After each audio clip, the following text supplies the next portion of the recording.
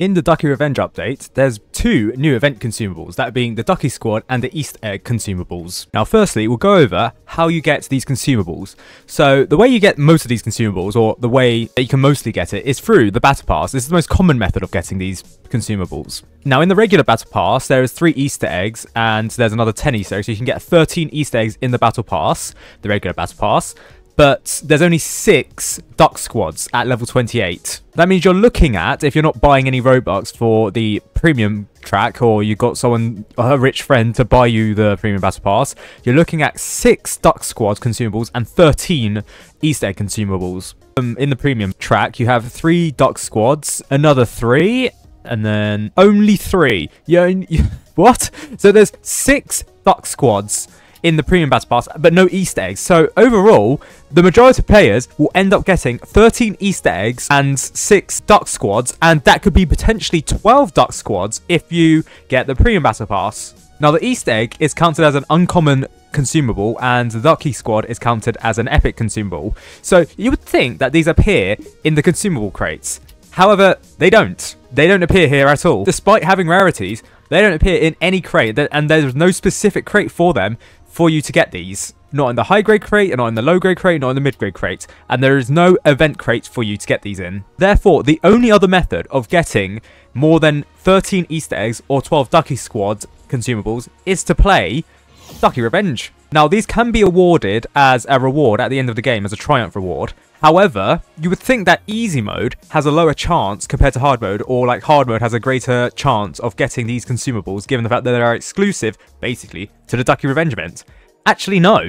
In both easy and hard mode, they share triumph rewards. So, if you for some reason want to grind out Easter Egg consumables or Ducky Squad consumables, the easiest method is to just grind out easy mode. Firstly, because there's 3 less waves. Secondly, you can easily go into matchmaking and beat it with other people. And let's be real, easy mode isn't that hard, so the majority of players will probably be beating easy mode to grind out these consumables if you want them. Because again, there is no other way of getting these consumables. Even if you have 1 billion Robux, you cannot buy these consumables. And what are the chances of getting these consumables? Well, for the Easter egg, it is a common chance, and there's a 47.39% chance for a common item, which means that it is a 9.478% chance of getting Easter egg consumables, whereas for the Ducky Squad, it's an uncommon rarity, but there's only 2 options there, and there's a 28.44% chance, so therefore, the chance of getting the Ducky Squad consumable is actually 14.22%, even though the Ducky Squad is counted as an uncommon consumable. It might end up being that you end up with more Ducky Squad consumables compared to the Easter egg,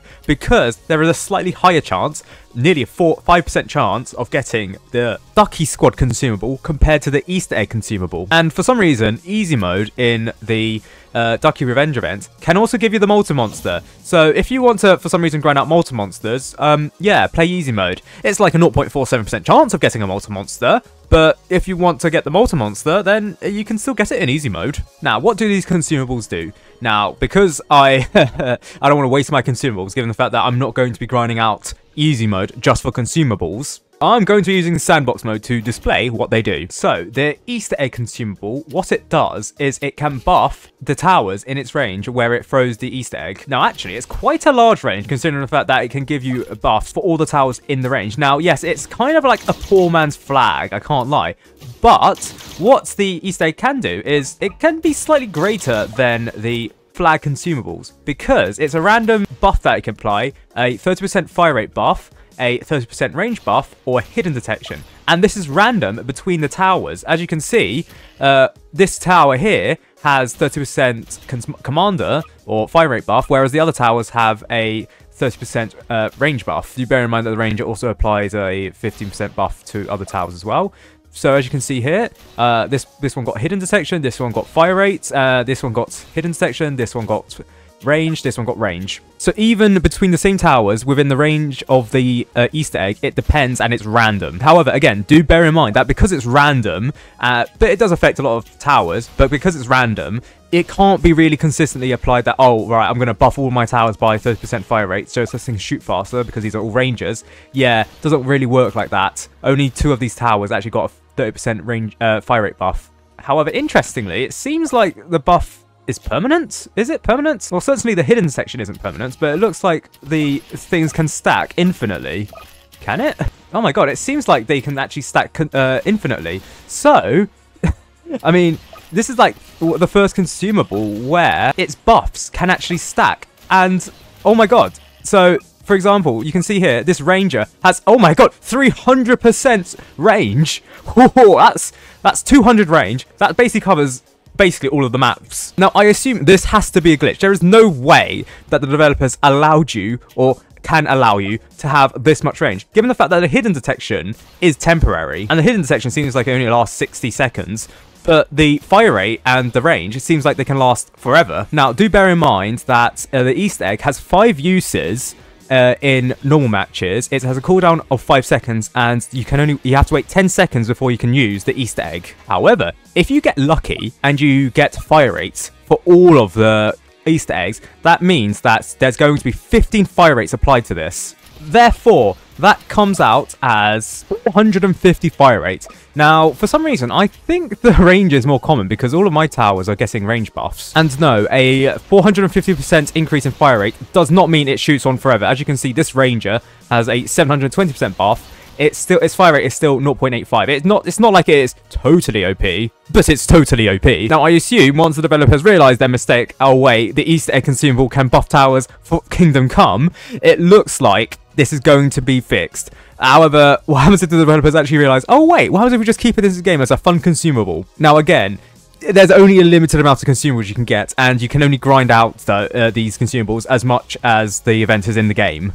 I mean, it is on for 55 days, but I wouldn't be using the Easter egg willy-nilly on Rangers. Like, unless it's, like, absolutely required. Like, you can't even use consumables in the event. So, what I could see this being used for is the hidden wave, because you can use consumables to beat the hidden wave before wave 40, but because this is a permanent consumable thing, or permanent effect, what you can do is you can apply these effects to, say, the ranger, and, you know, there's a chance that it gets a 450% ranging fire rate buff.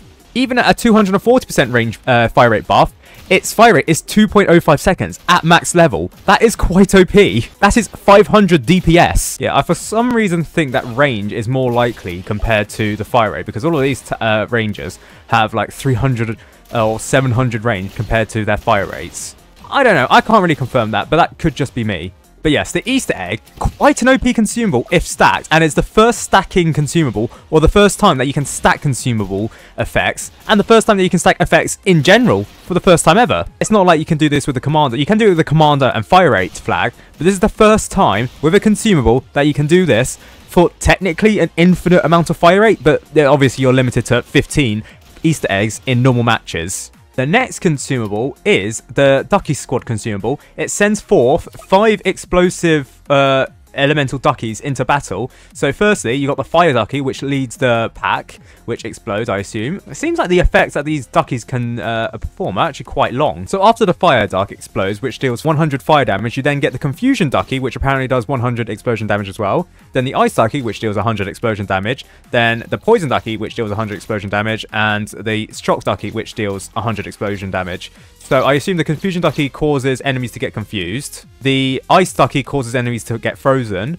The poison ducky can assume makes enemies poisoned, and the shock ducky, I assume, makes enemies stunned. Now, I assume that the poison effect does actually slow down enemies, given the fact that the other uses of the poison damage in the Toxic Gunner and the Biologist, they both slow it down. So this seems like a very effective way of slowing down enemies, a singular enemy. However, I don't really see it being used in hordes, given the fact that, yes, it does explode, but it seems like its fire rate or its explosion range isn't that big.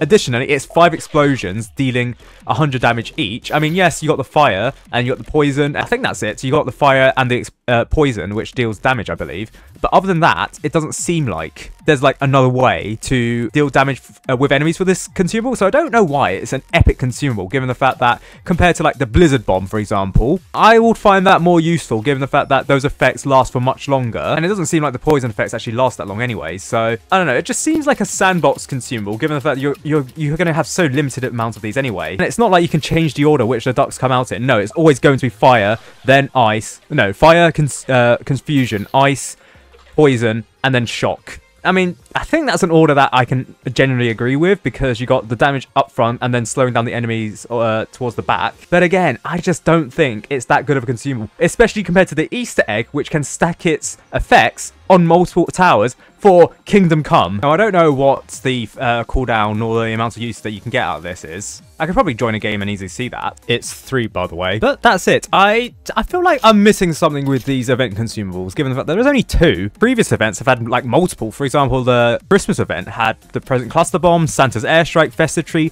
Meanwhile, the Hexscape event had something like the Pumpkin Bomb and the Sugar Rush and the Fruitcake, I believe. So it feels like these event consumables are a bit lackluster. But then again, the Easter egg consumable could be abused. I can see it being abused until the developers fix it, obviously. Well, that is if they fix it. Like, developers, right? Can we just say we don't fix it? I mean, it's like cool Easter egg within the Easter egg consumable. And it's not like a lot of people are going to be spamming the Easter eggs just to purely buff their towers to 450% fire rate. Do bear in mind that the chances of getting these consumables is very low, so I don't see many people having like over 25 consumables for the Easter egg, so it's not like it's going to be abused on a daily basis. Perhaps it's going to be abused maybe to be the hidden wave, but apart from that, I don't really see it being abused that much. And because you can't use the consumables in hardcore mode isn't going to be affected by this. Maybe Lost Souls as well. Lost Souls and Quick Draw, perhaps they're going to get abused in those. But obviously in Polluted Wastelands 2, consumables are disabled, so you can't use it in those.